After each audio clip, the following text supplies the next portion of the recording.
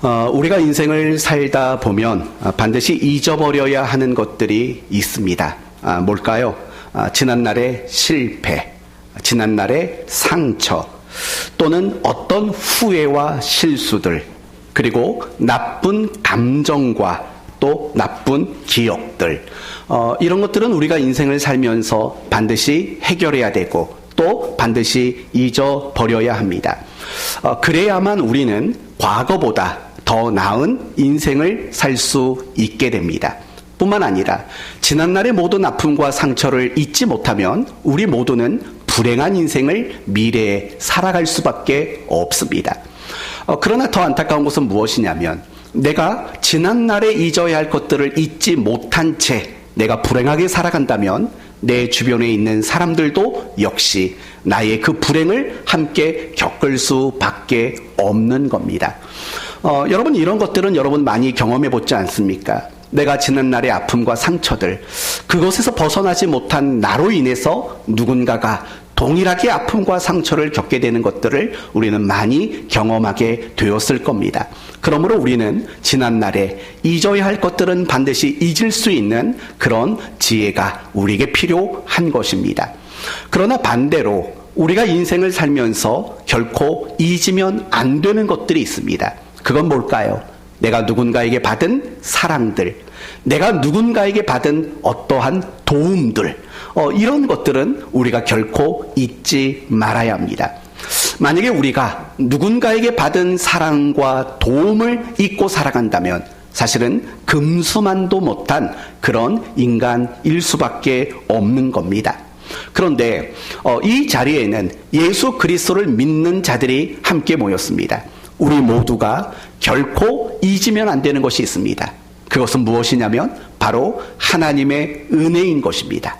우리가 하나님의 은혜를 기억할 때 그리스도인답고 또 그리스도인다운 삶을 살아낼 수 있기 때문입니다.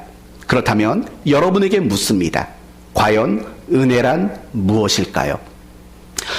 우리가 신앙생활을 하다 보면 가장 많이 듣는 용어 중에 하나가 뭐냐면 바로 은혜라는 말이에요. 은혜라는 말. 자주 듣기도 하고 자주 말하기도 합니다. 예배 끝나고 갈 때 오늘 은혜 받았어요 라는 말을 하고, 또는 누군가에게 오늘 하나님이 내게 은혜를 주셨어요 라는 말도 합니다. 또는 예배나 어떤 집회를 마치고 나면 참 은혜로웠다라고 우리는 생각하고 말하곤 합니다. 그렇다면 우리가 그렇게 즐겨 쓰는 단어인 은혜란 과연 무엇일까요? 은혜란 과연 무엇일까요? 한번 물어보도록 합시다. 이 시간만 되면 다들 긴장을 하고 계셔요. 나에게 물어보지 않을까? 맞습니다. 여러분에게 물어볼 겁니다. 우리 이준호 청년, 청년이 아니죠. 결혼을 했으니까 우리 이준호 성도. 2번 연속으로 와서 물어보는 거예요. 다음 주에는 안 올지도 모를 것 같아가지고. 네, 이준호 청년, 은혜란?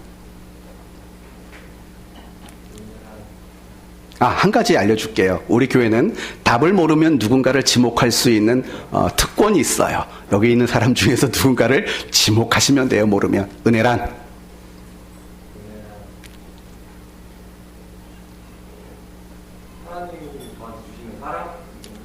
하나님이 주시는 사랑. 네. 사실은 물어봤을 때 뭘 말해도 틀린 말은 아니에요. 맞아요. 한 명에게만 어른 중에서 더 물어보도록 하겠습니다.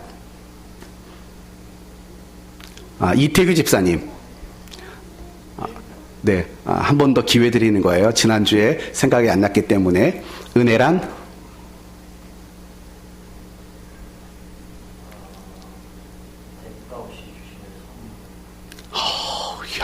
고급한 표현을 쓰셨습니다. 대가 없이 주시는 선물. 오늘 말씀을 통해서요, 진짜 내가 알고 있었던 은혜가 과연 맞았는지 한번 점검해보는 그런 시간을 가지려고 합니다. 오늘 본문은 여러분이 잘 아시는 내용입니다. 흔히들 탕자의 비유라고 불리워지는 말씀입니다. 내용은 이렇습니다. 어떤 아버지에게 2명의 아들이 있었습니다. 그런데 어느 날 2번째 아들이 아버지에게 찾아와서 요렇게 말을 합니다. 아버지, 언젠가 아버지 돌아가실 거 아닙니까? 아버지 돌아가시면 재산 우리 둘에게 나눠줄 거 아닙니까? 그러면 그 재산을 그냥 미리 나눠주십시오. 미리 나눠주십시오. 라고 요구를 합니다. 여러분, 이 말은 무슨 말이겠어요? 아버지 죽으십시오. 라는 말과 뭐가 다르겠습니까? 아버지는 결국 이 둘째 아들의 요구를 거절하지 못하고 그에게 돌아갈 유산을 미리 주게 됩니다. 이 둘째 아들은 그 유산을 받아다가 먼 나라로 갑니다. 거기서 정말 허랑방탕하게 살게 됩니다. 금방 모든 재산을 다 탕진하고 말았습니다. 더 이상 돈이 없고 먹을 길이 없습니다. 그래서 그 나라 사람 중 누군가에게 붙어서 돼지를 치는, 그리고 돼지가 먹는 주염 열매를 먹게 되는 참 처참한 신세가 됩니다. 그러다가 이 돼지가 먹는 열매조차도 없어서 굶주리는 날이 허다하게 늘어나게 됩니다. 그러자 누구를 떠올리게 되냐면 아버지를 떠올립니다. 이런 생각을 하죠. 내 아버지의 종들, 내 아버지의 품꾼들도 배불리 먹고 있을 텐데 내가 아버지에게 돌아가서 아버지의 품꾼 중 하나처럼 살면 좋겠다. 내가 그렇게 부탁해봐야겠다. 라는 생각을 하게 됩니다. 그래서 이제 아들은 집을 향해 갑니다. 그리고 20절 말씀을 보시면 이에 일어나서 아버지께로 돌아가니 드디어 이 둘째 아들과 아버지가 만나게 됩니다. 그래서 이 준비했던 말대로 21절을 보면 아들이 이르되 아버지 내가 하늘과 아버지께 죄를 지었사오니 지금부터 아버지의 아들이라 일컬음을 감당하지 못하겠나이다. 자기를 무엇으로 여기라는 겁니까? 아들이 아니라 품꾼으로, 종으로 나를 받아주십시오. 이렇게 요구를 했습니다. 그러나 아버지는 전혀 그렇지 않았습니다. 그 아들을 만나자마자 입을 맞추고 껴안아주고 가장 좋은 옷을 내어다 입히고 손에는 가락지, 반지를 끼워주고 그리고 좋은 신발을 시켜주고 살찐 송아지를 잡아서 잔치를 베풀어 주었다. 이게 오늘 본문의 내용입니다. 이 본문의 내용은 구원이 무엇이며 은혜가 무엇인가를 우리에게 설명하는 대단히 좋은 본문입니다. 제가 여러분에게 질문을 했습니다. 은혜란 무엇입니까? 제가 두 분에게만 질문을 했지만 사실은 여러분 모두가 스스로 대답을 했어야 합니다. 다시 한번 여러분에게 물어볼 테니 마음으로 한번 대답을 해보십시오. 은혜란 무엇입니까? 은혜란 무엇입니까? 대부분의 성도들은 은혜를 이렇게 생각합니다. 내가 하나님께 무엇인가를 받는 것, 내가 하나님께 무엇인가를 얻게 되는 것, 이런 것들을 대부분 은혜다라고 표현을 합니다. 예를 들면 이런 겁니다. 내가 하나님께 구원을 받았습니다. 이게 은혜라고 말합니다. 내가 하나님께 어떤 재능, 은사를 부여받습니다. 그걸 은혜라고 말합니다. 또는 내가 설교를 들을 때 마음에 감동이 왔습니다. 그걸 은혜라고 말합니다. 내가 하나님 앞에 기도했더니 하나님이 그 기도에 응답해 주셨습니다. 우리는 그것을 은혜라고 말합니다. 내 마음의 평안과 내 마음의 기쁨이 찾아왔습니다. 우리는 그것을 은혜라고 말을 합니다. 또 어떤 내 마음에 특별한 감정이 느껴질 때가 있어요. 함께 하나님께 찬송할 때 정말 우리 마음이 막 뜨거워지고 견디지 못하는 그런 마음, 그런 감정이 들 때가 있죠. 그런 것들을 우리는 은혜라고 말을 합니다. 설교를 듣다가 어떤 뭔가를 깨닫게 되었어요. 그걸 은혜라고 말합니다. 내가 하고자 하는 어떤 일에 하나님의 도우심을 받았어요. 그걸 은혜라고 생각합니다. 하나님이 내게 물질의 복을 주셨어요. 그걸 은혜라고 말합니다. 하나님이 내게 건강의 복을 주셨어요. 그걸 은혜라고 말합니다. 내가 소원하는 것, 내가 목표하는 것, 그것이 이루어졌습니다. 그것을 우리는 은혜라고 말합니다. 또는 내가 하는 어떤 일들이 잘 되고 있어요. 그러면 그것을 우리는 은혜다라고 말하고 있습니다. 물론 맞습니다. 이처럼 우리가 생각하는 은혜는 대부분 뭐냐? 내가 하나님께 무엇인가를 받는 것, 내가 무엇인가를 하나님께 얻는 것, 그래서 내가 가지게 되는 거, 그래서 내가 경험하게 되는 거, 그래서 내가 누리게 되는 거, 이런 것들을 은혜라고 말합니다. 틀린 말은 아닙니다. 왜냐하면 은혜라는 것은 무조건적으로 값없이 우리에게 베풀어 주시는 하나님의 자비와 호의, 이것이 은혜이기 때문에 그렇습니다. 그러나 중요한 건 여기서부터입니다. 우리가 대부분 이해하는 은혜란 무엇이냐면 하나님께 받는 겁니다. 어떤 내가 원하고 바라는 것들, 내게 어떤 도움이 될 만한 뭔가를 받았을 때 우리는 은혜라고 생각하는 거죠. 그게 분명히 은혜 안에 있는 건 맞습니다. 은혜 안에 내게 무엇인가를 주어지는 것은 맞습니다. 그러나 그것을 은혜의 전부라고 말하면 안 되고 그것이 은혜의 본질이고 핵심이다, 이렇게 말하면 안 됩니다. 그렇다면 성경이 말하는 은혜는 과연 무엇인가? 이렇게 정의하면 됩니다. 하나님께로부터 지위와 기회를 가지게 된 것, 이게 성경이 말하는 은혜의 핵심입니다. 다시 한번 말씀을 드릴게요.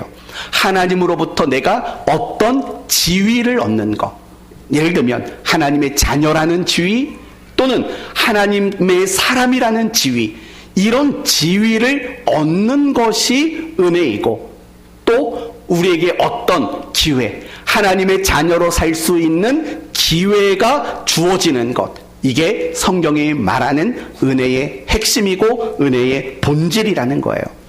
이해가 되고 있습니까? 네. 더 이해가 잘 되도록 이렇게 설명해 봅시다. 여러분, 은혜의 가장 대표적인 결과물이 뭘까요? 바로 구원입니다. 그렇죠? 은혜의 가장 대표적인 결과물은 구원이죠. 그러면 구원이 무엇입니까? 여러분이 생각하는 구원은 뭡니까? 우스갯소리로 10원에서 1원을 빼면 구원이다, 이런 사람도 있고, 또 보통 구원은 이거죠. 죄사함을 받은 것, 하나님 앞에 의롭다함을 얻은 것, 내가 하나님의 자녀가 된 것, 또는 내가 하나님 앞에 어떤 사명을 받은 것, 이런 것들을 구원이라고 생각합니다. 이 모든 걸 종합해보면 사실은 구원에 있어서 제일 중요한 건 뭐냐면 신분의 변화가 구원인 거예요. 우리 모두는 구원받기 이전에 죄의 뭐였죠? 죄의 종이었다고요. 그게 예수님을 믿기 이전에, 구원받기 이전에 우리의 신분이었어요. 우리는 죄의 종이었어요. 이게 우리의 신분이었다고요. 그러나 예수 그리스도를 믿고 구원받았더니 우리가 어떻게 바뀌냐면 죄의 종에서 하나님의 자녀로 우리의 신분이 바뀐 거예요. 이게 바로 성경이 말하는 구원인 거죠. 더 나아가서 구원이란 내가 하나님의 자녀가 됐어요, 거기서 끝나지 않습니다. 이제는 하나님의 자녀로 살아갈 수 있는 기회가 우리에게 주어지게 된 거예요. 이게 바로 성경이 말하는 구원인 거예요. 다시 정리해 보시면 내가 죄의 종이었던 자였는데 하나님의 자녀가 됐고, 이런 신분의 변화, 이런 지위가 우리에게 바뀌어진 것, 그리고 더 나아가서 이제는 하나님께 구원받은 자로서 우리가 살아갈 수 있는 기회를 얻게 된 것, 이것이 성경이 말하는 구원이며 또 성경이 말하는 은혜의 정의라고 말할 수 있는 거예요. 그렇기 때문에 은혜란 무엇이냐?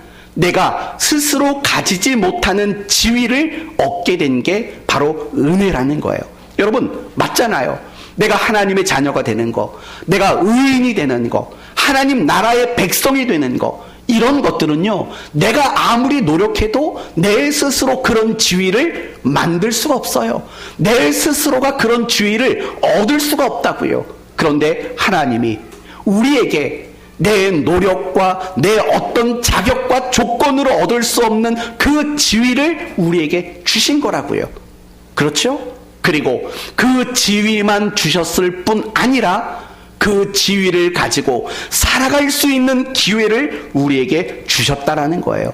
그게 바로 은혜라고 성경은 강조하고 있는 거죠. 오늘 본문을 보면은요, 이 점이 대단히 명확하게 드러나요. 여러분, 둘째 아들을 보세요. 아버지에게 유산을 받아서 먼 나라로 가서 허랑방탕하게 살았어요. 완전히 아들의 신분을 잃어버릴 수밖에 없었어요. 그러니까 이 둘째 아들이 집에 돌아갈 때도 자기의 지위를 무엇으로 생각하고 있었습니까? 품꾼, 종이라고 자신의 지위를 여기고 있었다라고요. 자기는 아들이라는 지위를 요구할 만한 자격이 없는 거예요. 그러나 놀라운 것은 뭐냐면 아버지가 이 둘째 방탕한 아들이 돌아왔을 때 어떻게 했습니까? 새 옷, 제일 좋은 옷을 입히고 좋은 신을 신기고 가락지를 끼워주고 뭐 이런 일들을 하잖아요. 결국 그것은 뭐예요? 자기는 품꾼이라는 지위를 얻을 것을 기대하고 갔지만 그 아버지는 이 둘째 아들에게 어떤 지위를 준 겁니까? 아들이라는 지위. 집을 떠나기 전에 가지고 있었던 아들이라는 지위를 다시 회복시켜 준 거죠. 그게 은혜라는 거예요. 그리고 이제 아들로, 품꾼이나 종이 아니라 아들로 살아갈 수 있는 기회를 제공한 거죠. 그렇죠? 그게 바로 성경이 말하는 구원이며 바로 은혜라는 거예요. 아브라함을 생각해 봅시다. 아브라함은 어디에 살던 사람입니까? 갈대아 우르에서 뭘 해먹고 살았습니까? 우상을 만들고 그것을 팔아서 먹고 살았던 사람입니다. 그런데 어느 날 하나님이 아브라함을 부르십니다. 그리고 그 모든 걸 버려두고 떠나라고 말합니다. 그리고 약속한 땅을 줄 테니 그곳으로 가라고 말합니다. 여러분, 하나님이 아브라함에게 이와 같이 찾아오셔서 말씀하신 것들은 무엇이냐면 그의 신분을 바꾸신 겁니다. 이제 너는 믿음의 조상이라는 지위를 얻을 거라는 거예요. 그리고 이제는 믿음의 사람으로서 살아가는 기회를 하나님이 주신다라는 거예요. 그게 내 본토 친척 아비집을 떠나 내가 내게 지시할 땅으로 가라라는 말씀의 의미가 되는 거죠. 결국 하나님은 아브라함에게 은혜를 주신 거예요. 그의 지위를 바꾸셨고 그의 지위, 바뀌어진 지위에 걸맞는 삶을 갖는 기회를 주신 것, 이게 구원이고 이것이 바로 성경이 말하는 은혜의 본질이다 라고 말할 수 있는 거죠. 한 사람의 경우 더 얘기해 봅시다. 바울이라는 사람을 생각해 보십시오. 이 사람이 사도행전에 처음 등장했을 때 어떤 모습으로 등장합니까? 그는 회방자요 핍박자였다고요. 예수 그리스도를 믿는 자를 박해하는 사람이었고 심지어 누구를 죽이는 일에 앞장섰습니까? 스데반 집사님을 죽이는 일에 앞장섰던 사람이에요. 그런 그가 다메섹에서 예수 그리스도를 만났고 그곳에서 너는 어떤 사도가 될 거라고 말합니까? 이방인의 사도가 될 것이다 라고 말합니다. 회방자요 핍박자였던 그에게 새로운 지위를 주셨어요. 어떤 지위요? 사도라는 지위를 주셨고 이제는 그 남은 인생을 사도로서 살아갈 수 있는 기회를 하나님이 주셨다라는 거예요. 이게 바로 구원이고 이것이 바로 은혜라는 거예요. 말 나온 김에 하나만 더 얘기해 봅시다. 이스라엘 백성들을 생각해 보십시오. 그들은 애굽 땅에서 노예였습니다. 노예라는 지위를 가지고 있었습니다. 그런데 하나님이 그 이스라엘 사람들을 선택하시고 자기의 백성으로 삼았습니다. 그들의 지위가 애굽인의 노예라는 지위에서 하나님의 백성이라는 지위로 바뀐 겁니다. 그리고 뿐만 아니라 그들을 가나안 땅으로 인도하셨습니다. 그들에게 율법과 십계명을 주셨습니다. 그것은 하나님 백성으로 살아갈 수 있는 무엇을 주신 거죠? 기회를 주신 거죠.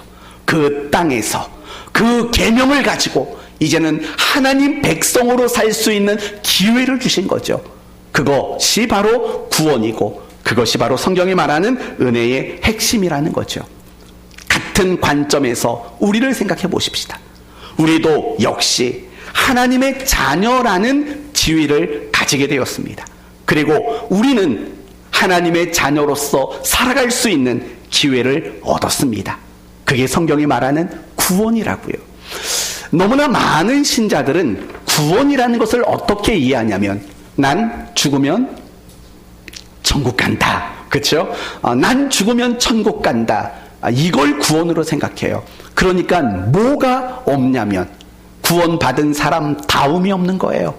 구원받은 사람답게 살아가는 삶의 내용이 뒤따르지 않는 거예요. 왜요? 그 사람이 알고 있는 구원은 뭐예요? 난 죽으면 천국 간다. 이게 그 사람이 알고 있는 구원이기 때문에 그래요. 그러나 오늘 우리가 알 수 있는 구원의 정의는 뭐예요? 우리의 신분과 우리의 지위가 하나님의 자녀로, 하나님의 사람으로, 천국 백성으로 우리의 지위가 바뀌었고, 또 그 지위에 걸맞는 삶을 살 수 있는 기회를 부여받은 거, 그게 구원이고 그것이 은혜라고 말했어요. 이렇게 은혜를 아는 사람이 삶이 없을 수 있겠어요? 그렇지 못하는 거죠. 그러나 우리는 이미 말씀드린 거와 마찬가지로 은혜라는 것을, 내가 하나님께 무엇인가를 받은 거, 눈에 보이는 거, 내가 느끼는 거, 그것만을 은혜라고 생각한다고요. 구원이라는 것도 역시 마찬가지로 나는 죽으면 천당 가, 이것만을 구원이라고 안다고요. 전혀 그렇지 않다는 거예요. 구원과 은혜는 결국에는 나의 지위가 바뀐 거예요. 새로운 지위를 얻는 거예요. 내 힘과 내 노력과 내 자격과 내 열심히 만들어낼 수 없는 지위를 얻게 되는 거, 그게 구원이고 그게 은혜인 거예요. 그리고 그 지위를 가진 자로서 살아갈 수 있는 기회를 얻는 거, 이게 바로 성경이 말하는 은혜라는 거예요. 이제 다시 물어보면 딱 부러지게 대답할 수 있겠죠? 김효선 집사님, 은혜란 무엇입니까? 어제 미리 예고를 했어요. 묻겠다고. 네, 은혜란?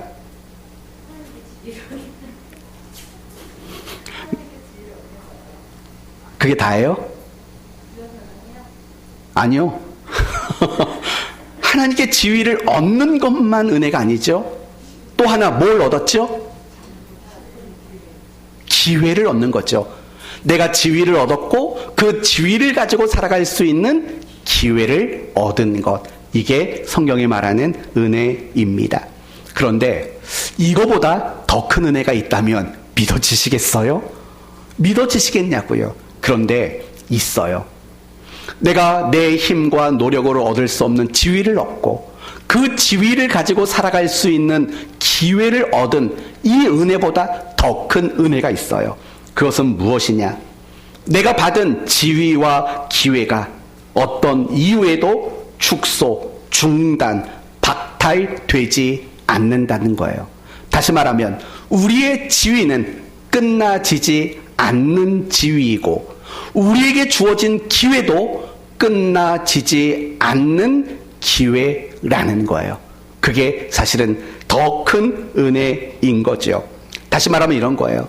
우리는 하나님의 자녀답게 살지 못하고 우리는 그리스도인답게 살아가는 일에도 늘 실패해요.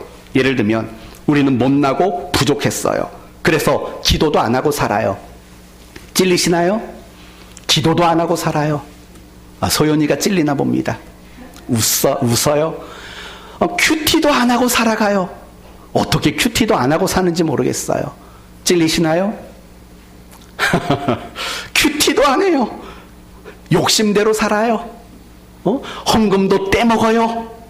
그리고 무엇보다 우리는 날라리 신자로 살아요. 날라리.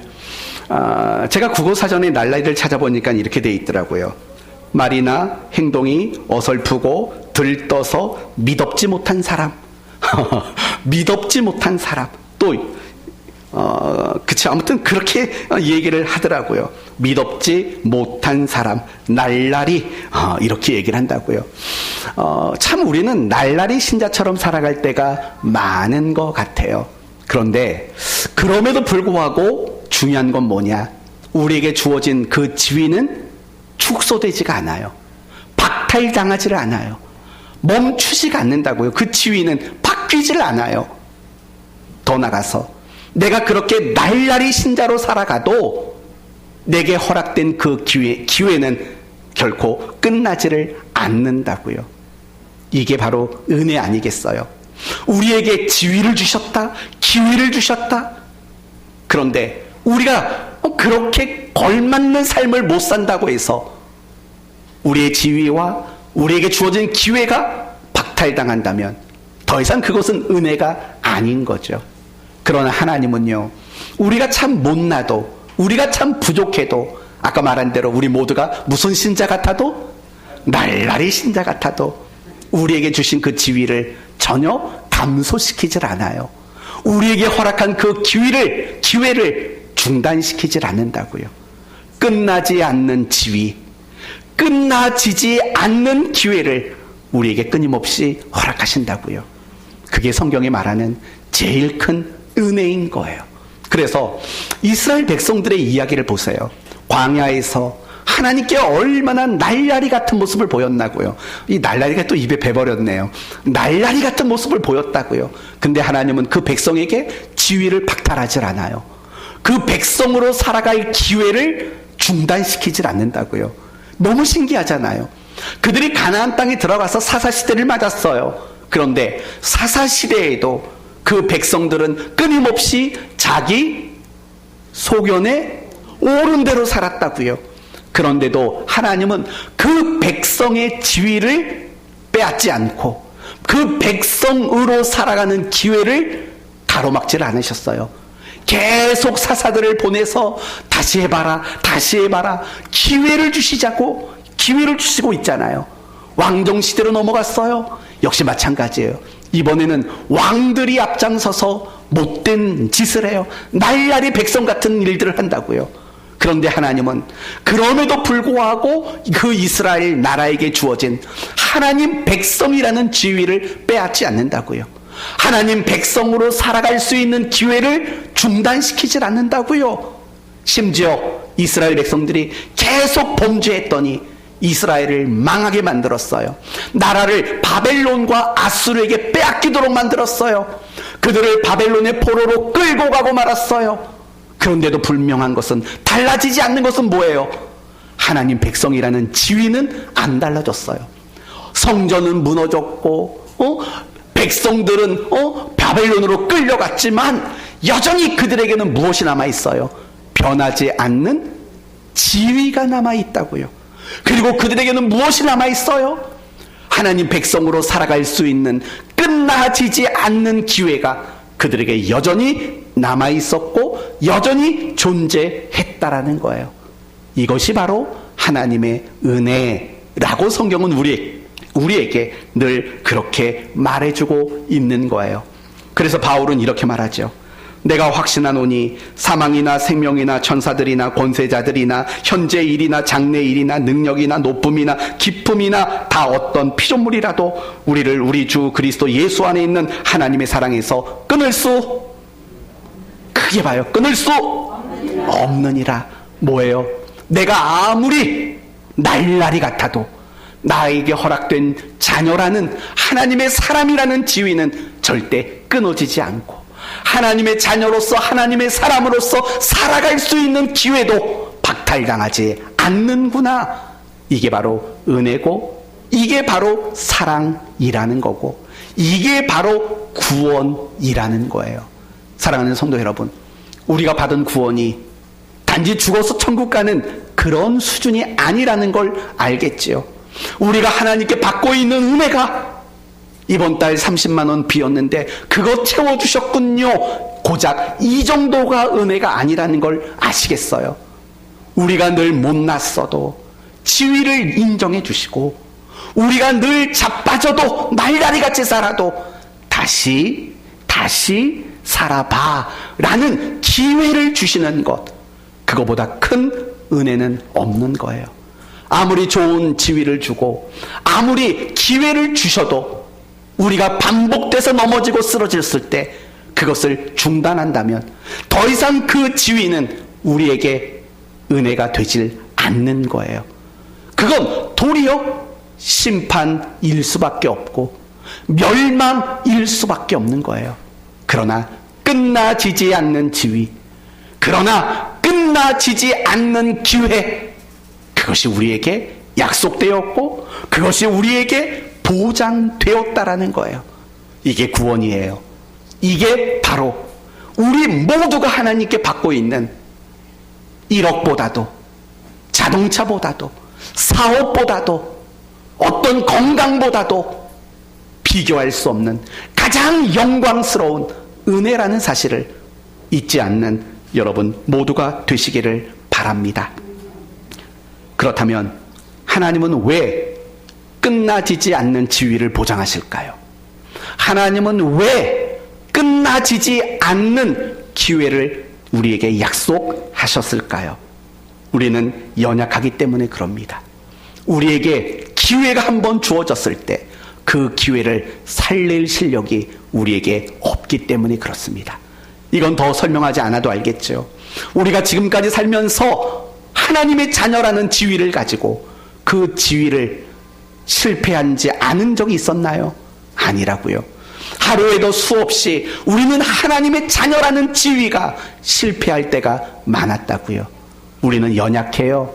그래서 끝나지지 않는 지위, 끝낼 수 없는 기회를 하나님은 우리에게 주시는 거예요. 그리고 또 하나 더 중요한 이유가 있어요.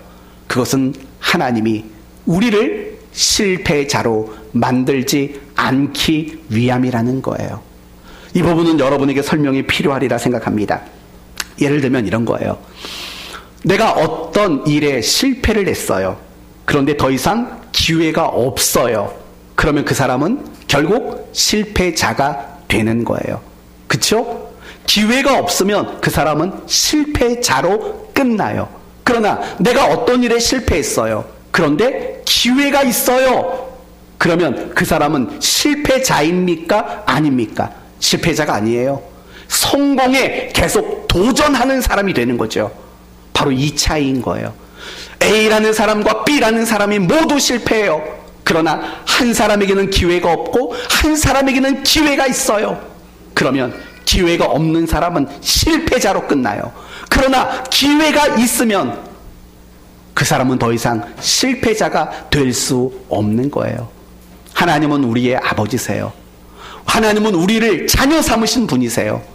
그런 우리에게 끝나지지 않는 기회를 주시는 이유는 우리를 실패자로 만들지 않으시기 위함인 거예요. 여러분은 실패자가 될래야 될 수가 없어요.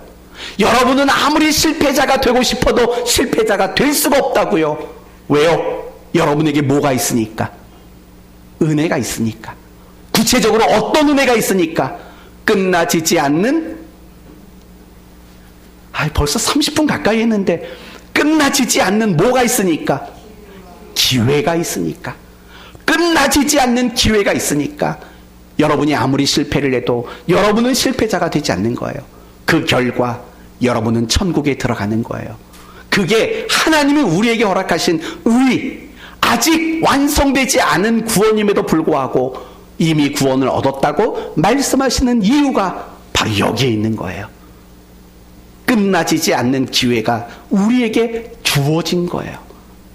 그래서 우리를 실패자가 되지 않도록 하시기 위해서 하나님은 우리에게 그런 끝나지지 않는 기회를 주고 계시다라는 거예요. 사랑하는 성도 여러분, 지난 한 주간 하나님의 사람답게 사셨습니까? 지난 한 주간 하나님 자녀답게 사는 일에 실패하지는 않으셨습니까? 하나님을 떠나 살지는 않으셨습니까? 정말 신앙과 상관없이 살지는 않았습니까? 예배에 소홀하고 말씀과 기도에 소홀하고 또 욕심대로 살고 세상 사람들과 다를 바 없는 모습으로 살아오지 않았습니까? 하나님의 사람답게 사는 일에 실패하지 않았습니까? 그래서 그런 여러분의 모습을 보며 괴롭고 낙심되고 좌절되고 주저앉고 싶은 마음이 들고 있지는 않습니까? 그러나 그러지 마세요. 여러분에게는 끝나지지 않는 지위가 약속되어 있어요. 여러분에게는 끝낼 수 없는 기회가 여러분에게는 보장되고 있어요. 이 은혜를 아셔야 돼요. 그리고 이 은혜를 여러분이 붙잡으셔야 돼요. 그럴 때 내가 다시 하나님의 사람답게 살아가는 일에 최선을 다할 수 있게 되는 거예요. 여러분은 실패자로 끝나지 않아요. 하나님은 여러분에게 끝나지 않는 기회를 약속하셨어요. 이 약속 붙잡고 살아가는 여러분 되시기를 바랍니다. 말씀을 마치겠습니다. 너무 일찍 끝나는 것 같죠? 다 그럴 만한 이유가 있는 거니까 오해하지 마세요. 우리 모두는 취소되지 않는 하나님의 자녀라는 지위를 보장받았고 끝내지지 않는 기회를 보장받은 사람입니다. 우리가 받은 지위와 기회는 영광스러운 거예요. 그러므로 내게 주어진 자리, 내게 주어진 시간, 내게 주어진 그 현실과 상황 속에서 땀을 흘리시고 눈물을 흘리시며 하나님 자녀답게 살아내 보십시오. 오늘 이 시간 여러분 모두가 끝나지지 않는 기회를 붙잡고 내가 하나님 사람답게 살아보겠습니다. 이렇게 다짐할 수 있는 은혜 안에 살아가는 복된 성도 되기를 예수님의 이름으로 축원드립니다. 아멘. 기도합시다.